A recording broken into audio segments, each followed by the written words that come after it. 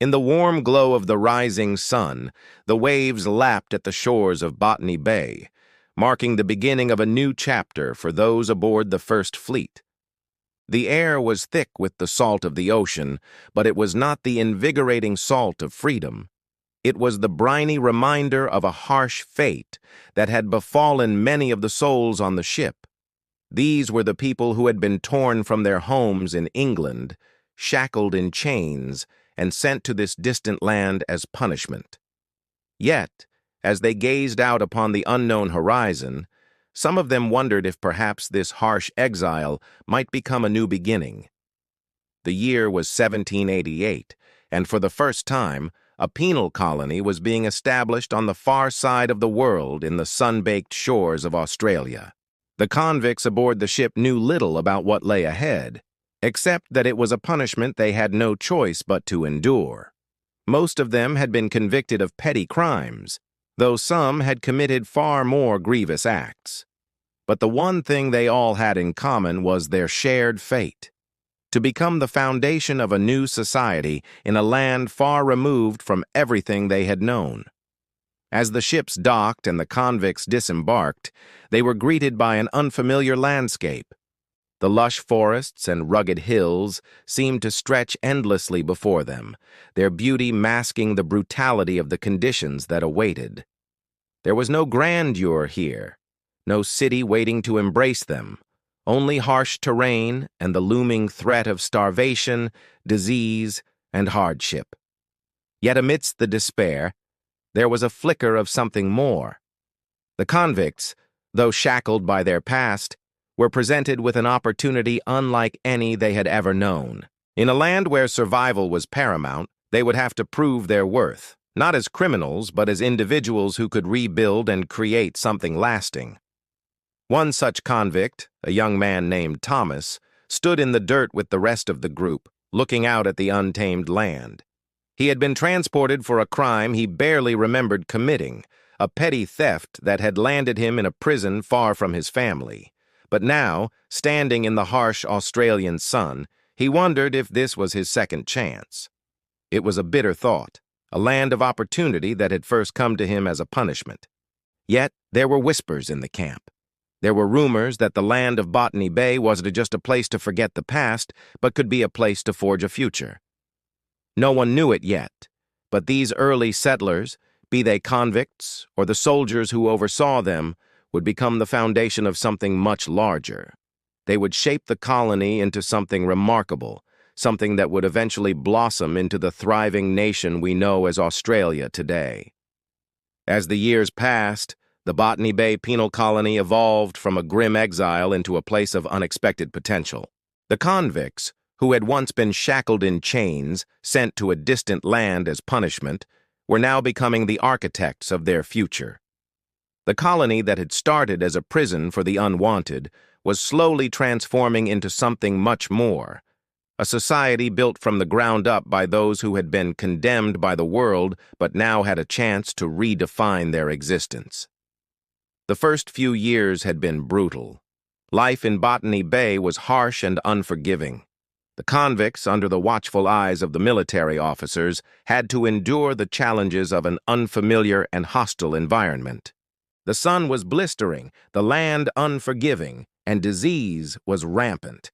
But amidst this struggle, there were moments of resilience and strength that allowed the colony to take root.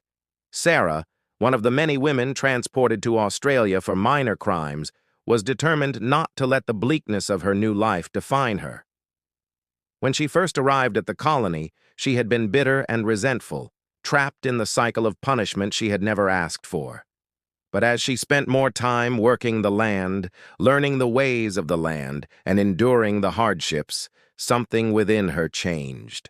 She realized that she could either succumb to despair or fight for survival and thrive in the harsh environment. Sarah chose to fight. She worked alongside other convicts, digging the soil, planting crops, and building shelter. Her hands were calloused, her back sore, but there was a sense of pride in the work she did. It wasn't just survival anymore. It was about creating something from nothing. As Sarah spent her days laboring in the sun, she began to realize that this land, which had once seemed like a punishment, could be transformed into a place of opportunity, a place where she could start anew. As more convicts arrived, the once scattered and disjointed group began to form a semblance of order. New arrivals were taught the skills they needed to survive in the unforgiving environment. Experienced convicts like Sarah took on leadership roles, helping to guide the newcomers and passing on the knowledge they had acquired over the years. Slowly, this once desolate penal colony began to take shape. It wasn't a grand society by any means, but it was a society nonetheless.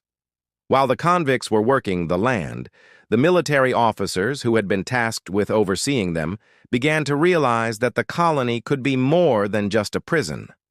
The officers, many of whom had been skeptical about the success of the venture, began to see the potential in the convicts.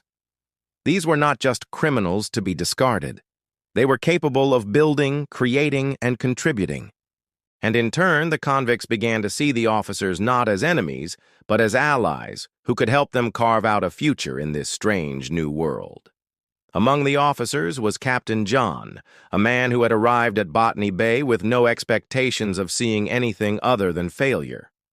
He had been sent to oversee the penal colony as part of his military service, but over time, he began to see something different in the convicts. They were not the hopeless criminals the world had made them out to be. They were survivors, capable of much more than what they had been sentenced to.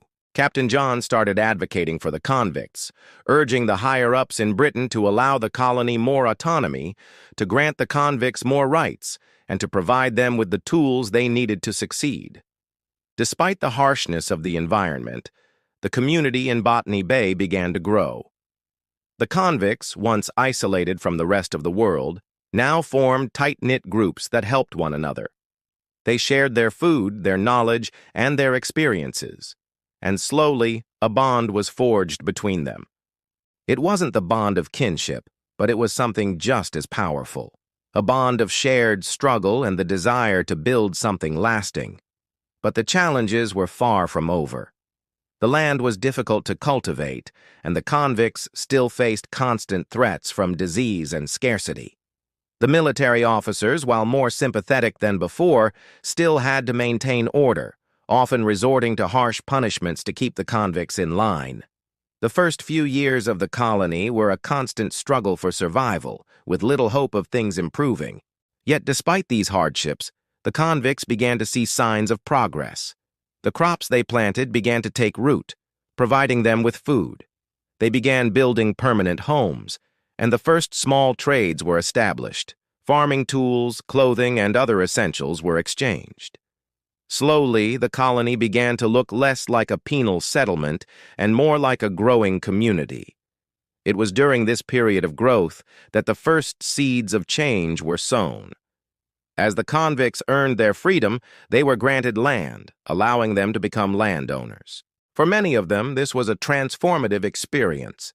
They were no longer just convicts. They were pioneers, carving out a future in a land that had once seemed to hold only despair. Sarah, who had worked tirelessly since the day she arrived, was one of the first to be granted land. She had earned her freedom through hard work and perseverance, and now she could finally live her life on her terms. She wasn't just a convict anymore. She was a citizen of a new world, a world she had helped create. As the years passed, more and more convicts were granted land, and soon, the colony began to thrive. The convict class was no longer an isolated group of criminals. It was a class of people who had built a society from scratch.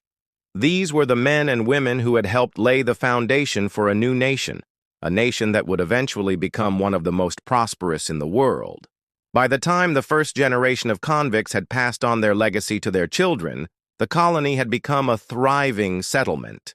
The convicts, once discarded and forgotten by society, had created something lasting and meaningful. They had transformed their fate from one of punishment to one of opportunity, and in doing so, they had given birth to a new identity, one that would shape the future of Australia for generations to come.